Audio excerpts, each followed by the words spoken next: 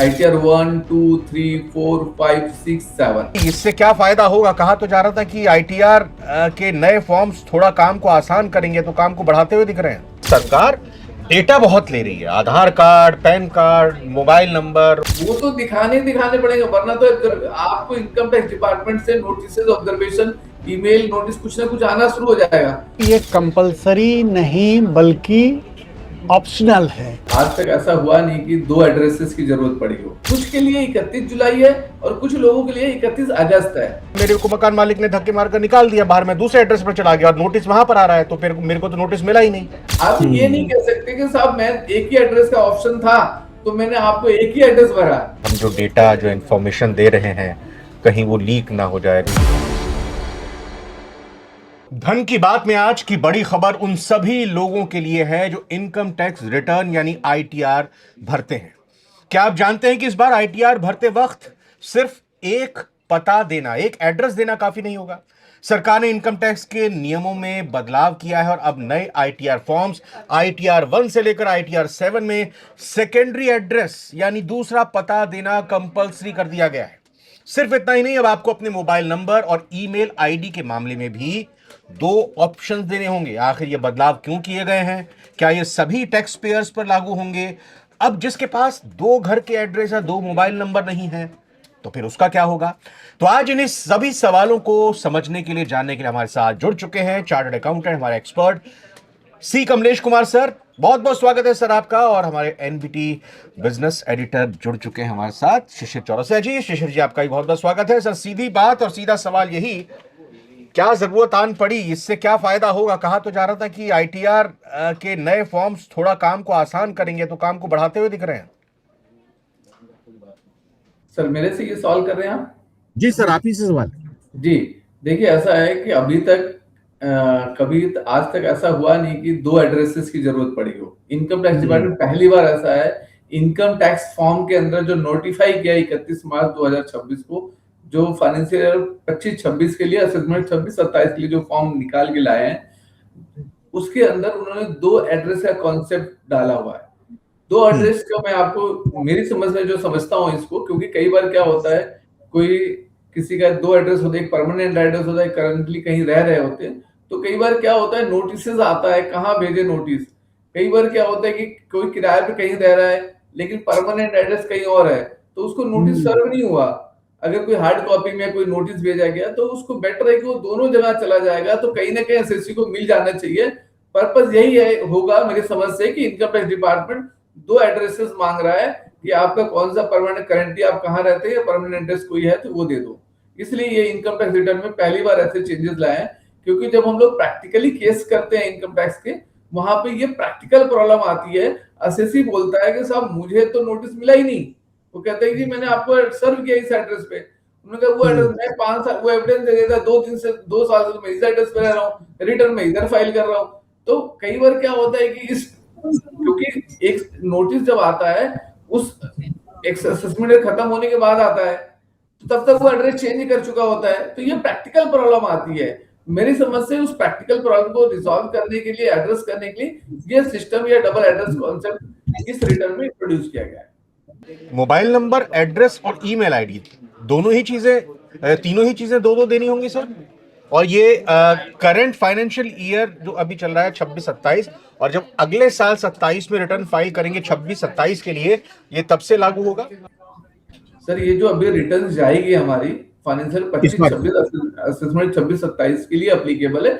नया फॉर्म आ चुका है, नोटिफाई हो चुका है। उसके अंदर ये है कि नया एड्रेस, नया ईमेल, नया mobile number, double address, double email, double mobile number, ये आ चुका है। मतलब करंट फाइनेंशियल ईयर में जो हम रिटर्न फाइल करेंगे अब आगे आने वाले टाइम में, ये उस पर रूल लागू होने वाला है। अभी जो आप रिटर्न फाइल करोगे 31 जुलाई तक, उस रिटर्न में आपको ये इंफॉर्मेशन देनी पड़ेगी। अगर आप ये आपके double email, double mobile, double address. मैं आपको एक चीज और बता दूं, अगर किसी के पास नहीं है, फिर अभी क्या हो रहा है, ये ऑलरेडी है sir, already double email mobile का कॉन्सेप्ट ऑलरेडी दे, जो बिजनेस वाले एसएससी है उनके लिए ऑलरेडी था यहाँ पे। अब आईटीआर 1 में भी ये ऑप्शंस आ गए हैं और कंपलसरी है ये। कंपलसरी नहीं, जिसके आपने एक ही ईमेल आईडी है, आप दूसरा कहां से लाएंगे? आप एक ही यूजर, आपका एक ही घर है तो आप दूसरा कहां से लाएंगे? तो एक्चुअली दैट इज आपके पास है तो आप भर दीजिए, नहीं है तो कोई बात ही नहीं। आप ये नहीं कह सकते कि साहब मैं एक ही एड्रेस का ऑप्शन था तो मैंने आपको एक ही एड्रेस भरा। अगर आप ये नहीं कह सकते, अगर आपके पास ऑप्शन है, अब आपके पास 2 घर है तो 2 घर का एड्रेस आप भर दो, 2 जगह रहते हैं आप, ताकि ये ना कहें कि मुझे आपने इनकम नोटिस यहाँ दिया वहां दिया, या आपके पास ऑप्शन नहीं है कि इस कहने के लिए। पहले क्या था, एक ही एड्रेस था, तो मैं जब एक रिटर्न फाइल कर रहा हूँ एक ही एड्रेस भरता था। अब ये ऑप्शन 2 आ गया, तो यानी आप कहीं पे रहे 2 एड्रेस है, 2 भर दीजिए, नहीं है तो एक। अब सर शिशिर जी के साथ बैठकर थोड़ा सा मैं भी चालाक हो गया हूं।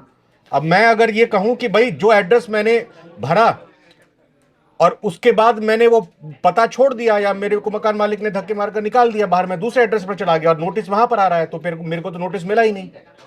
देखिए बिल्कुल सही कह रहे हैं, जिस एड्रेस पे आप रह रहे हैं, इसीलिए तो 2 एड्रेस है ना, एक परमानेंट एड्रेस है, एक जहाँ आप रह रहे हैं, क्योंकि निकाल इसलिए अच्छा, रहे दोनों आपको जगह जाऊं? आपने एग्जाम्पल दिया, निकाल दिया, मार के निकाल दिया। निकाल तो इसलिए दिया नहीं क्योंकि आप या तो किराए होंगे या ऐसे रह रहे हैं उनके साथ, इसलिए निकाल दिया। अगर आपका अपना घर है, कोई ना कोई परमानेंट एड्रेस होगा, आप वहां कर दीजिए, वहां तो नोटिस जाएगा, वहां तो नोटिस आपको मिलेगा। यही तो कॉन्सेप्ट हो, इसीलिए डबल एड्रेस कॉन्सेप्ट तो आया है।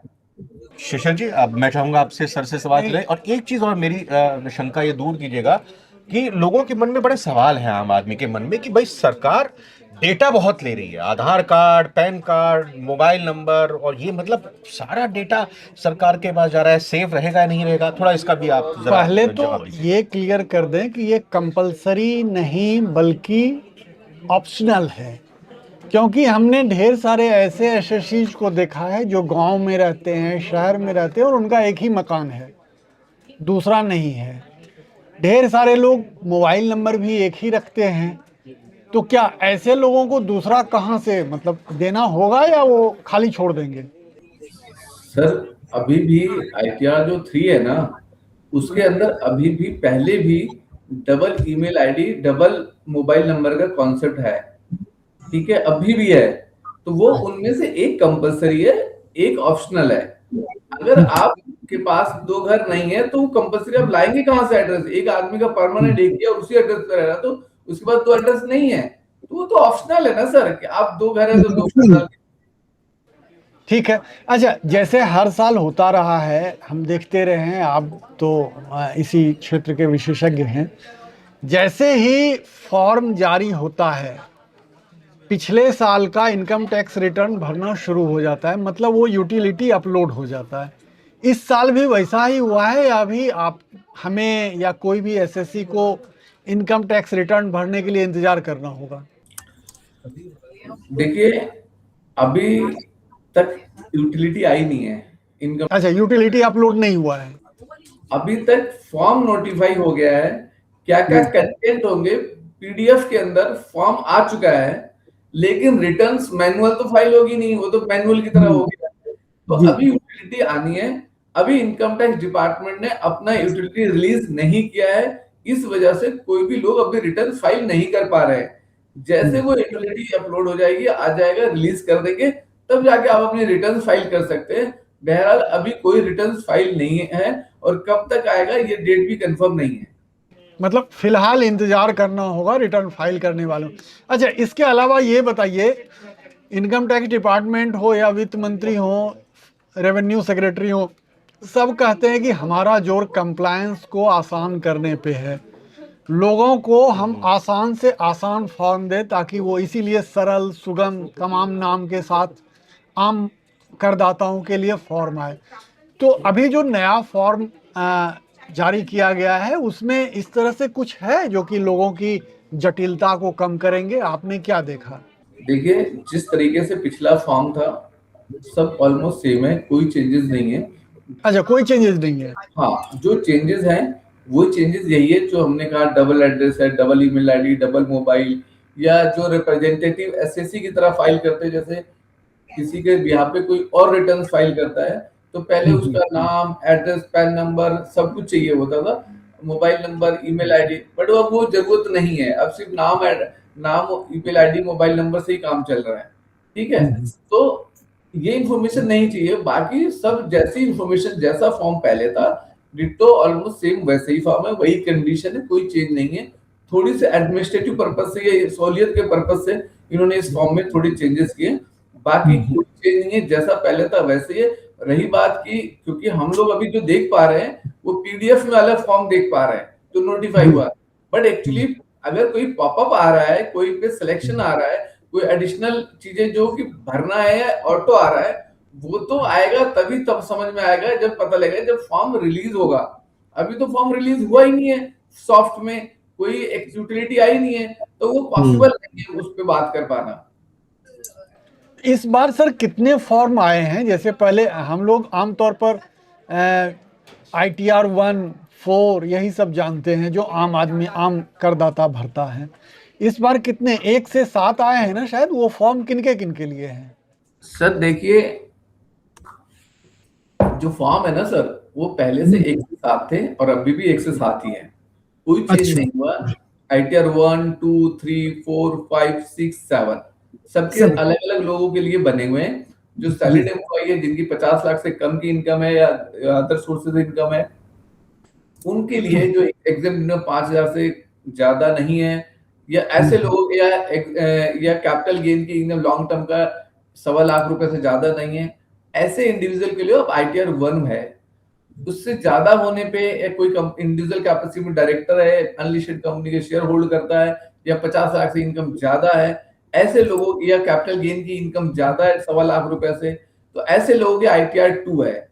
ठीक है, ऐसे ITR 3 उनके लिए जो लोग बिजनेसमैन है, इंडिविजुअल है, जिनके पास हर चीज है, बिजनेस भी है, कैपिटल गेन भी है, सब कुछ है, जो बैलेंस शीट बनाते हैं, लेकिन ठीक है, या जिनका ऑडिट होता है इंडिविजुअल कैपेसिटी में, सब ITR 3 जाएंगे।